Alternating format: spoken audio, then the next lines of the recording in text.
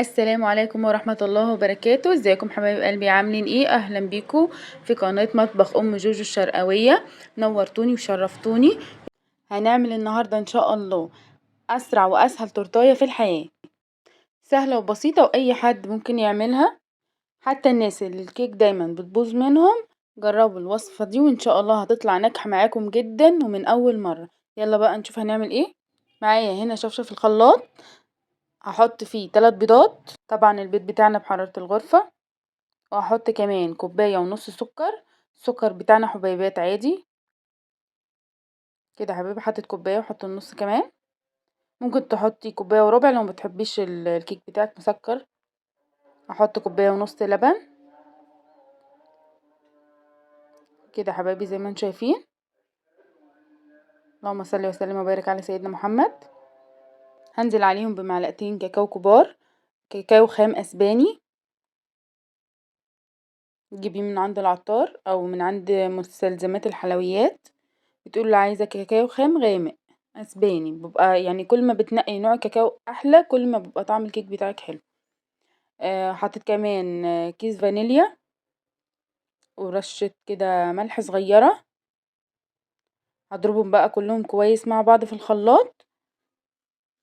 حطيت كمان نص معلقة خل صغيرة جدا، برضو بتمنع زفارة البيض وبتخلي الكيك بتاعك هش. طبعا ضربتهم كويس جدا في الخلاط.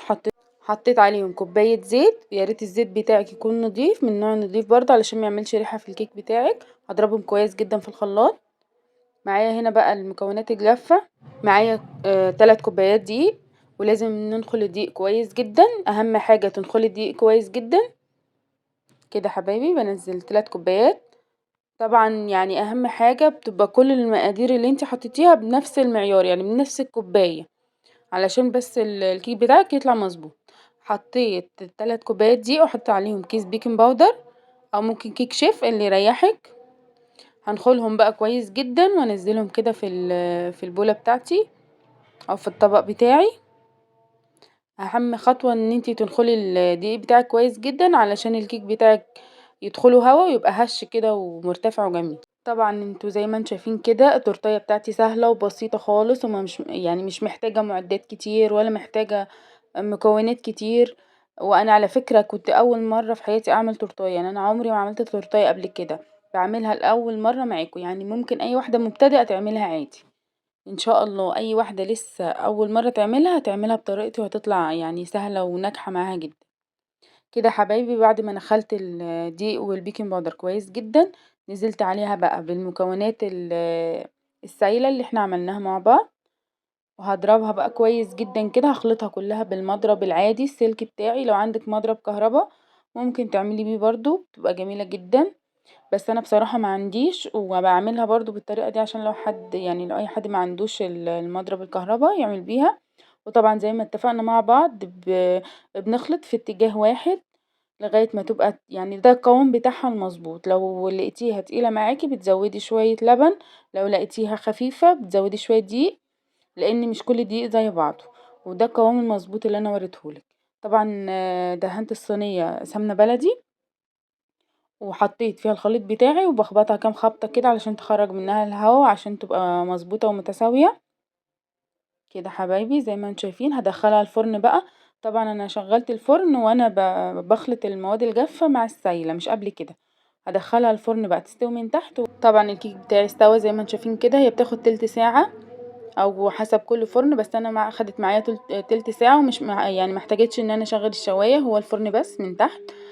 طبعا ده الكيك بتاعي بعد ما خرجته سبته يبرد شوية صغيرين. وشلت الطبقة اللي بتبقى فوق دي، بتبقى مثلا علشان الكيك بتاعي يبقى مظبوط او التورتيه بتاعتي تبقى مظبوطة. شلت القطعة اللي فوق دي، طبعا بناكلها قبل اصلا ما اخلص. وطبعا انا ما عنديش المنشار اللي بنقسم بيه ده، فجربت الحيلة دي معاكم سهلة وحلوة جدا. قسمت كده بالسكينة حوالين التورتيه بتاعتي، وبعدين بجيب خيط وبدخله كده مكان ما انا قسمت، وبروح جايه شدها كده بالراحة، بتتقسم معايا بكل سهولة كده زي ما انتم شايفين، وبتطلع مظبوطة جدا. زي ما احنا متفقين ان احنا هنستخدم الحاجات اللي عندنا، مش هنجيب اي ادوات يعني. فبأبسط الادوات واسهل الادوات هنعمل تورتيه ونفرح بيها اولادنا، مش لازم نشتريها غالية جدا يعني من بره كده يا حبايبي. بعد ما قسمتها جبت القطعة اللي فوق كده هبدأ انزل عليها كده. ده انا عاملة ديت كوباية مية، حطيت عليها معلقتين كاكاو، وببدأ اسقي ونص معلقة سكر عشان ما تبقاش ممررة لان الكاكاو ده خام. وابدأ اسقي بيها بقى التورتية بتاعتي كده. لو عندك لبن بتحطي كوباية، يعني ربع كوباية لبن، معلقتين كاكاو برضو، وتحطي نص معلقة سكر، وتبدأي تسقي بيها التورتية بتاعتك علشان تبقى طرية وحلوة. ده كريم شانتيه طبعا انا جبته عملته. ده كريم شانتيه برضو خام. حطيت عليه 3 معالق سكر، وحطيت عليه نص كوباية لبن، وضربته كويس جدا وبقى بالشكل ده. حطيت عليه معلقتين كاكاو علشان يبقى باللون ده زي ما انتم شايفين. طبعا الكريم شانتيه برضو نص كوباية. بصراحة يعني كان قليل جدا، بس انا بصراحة ما كانش عندي وقت ان انا اروح اجيب تاني. يعني المفروض الكريمة كانت تبقى زيادة عن كده شوية، بس انا بقى سلكت باللي عندي وخلاص، احنا عايزين نوفر مش هروح اشتري تاني. بسقي طبعا القطعة اللي فوق تاني. ممكن كمان كنت يعني اقطع التورتية دي تلات قطع، 3 ادوار.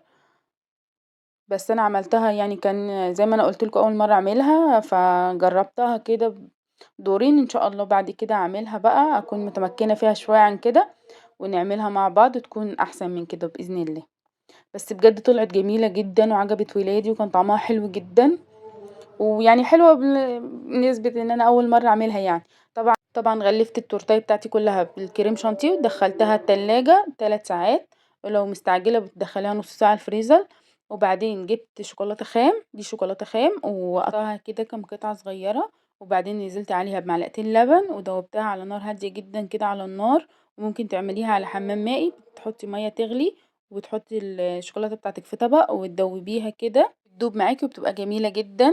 وممكن برضو تحطي معاها معلقتين لبن، وبتحطي كمان معلقتين زيت عشان يدوكي لمعة حلوة جدا ليها. ونزلت بقى بالشوكولاتة بتاعتي على التورتيه بتاعتي كده زي ما انت شفتوا، وزوقتها طبعا بحاجات كانت موجودة عندي، حاجات بسيطة جدا. تزويقها بسيط وكمان طريقتها بسيطة، ان شاء الله تجربوها وتعجبكم. ويا ريت لو عايزين اي وصفة حابين اعملها لكم يا ريت تكتبوا لي في التعليقات. ويا ريت كمان اللي يجربها يكتب لي طلعت معاه عاملة ازاي.